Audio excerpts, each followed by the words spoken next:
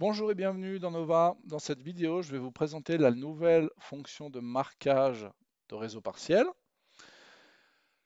Cette fonction est disponible à partir de la version 18.2 et dans le cadre de cette version, pour l'instant, pour les réseaux circulaires issus de catalogue. Donc en fait, pour faire court, ça va concerner les réseaux hydrauliques.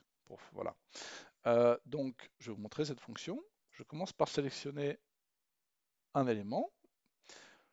La zone de dialogue utilisateur dans la partie inférieure gauche de l'écran me propose un nouveau raccourci T pour marquer le réseau partiel. Donc je presse la touche et ensuite je vais pouvoir dire par exemple à Nova avec le curseur de souris, je vais aller jusqu'ici. Donc là, si je valide par entrée, voilà le résultat.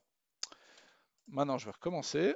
Donc je sélectionne mon objet touche T, je vais jusqu'au bout comme tout à l'heure. Et en fait, par défaut, vous avez la possibilité d'ajouter des tronçons supplémentaires. Donc là, maintenant, je vais pouvoir directement dire, par exemple, je veux également tout ce qui est entre là et là, sans interruption. Donc, vous n'avez pas besoin de réappeler une fonction pour ajouter un tronçon supplémentaire. Par défaut, c'est c'est ce mode qui est activé. Donc, vous pouvez comme ça rajouter des parties autant que vous voulez.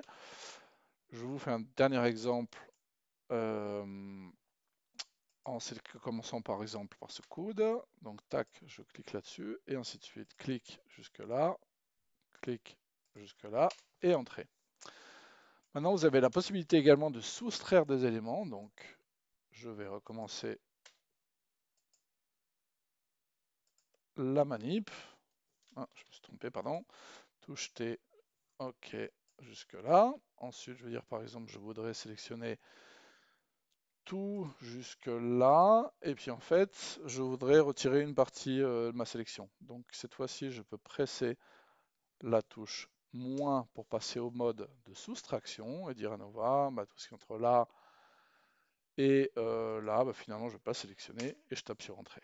Voilà. Dans la prochaine vidéo, je vous montrerai comment vous pouvez combiner cette fonction avec la nouvelle fonction de redimensionnement manuel de réseau. À très bientôt!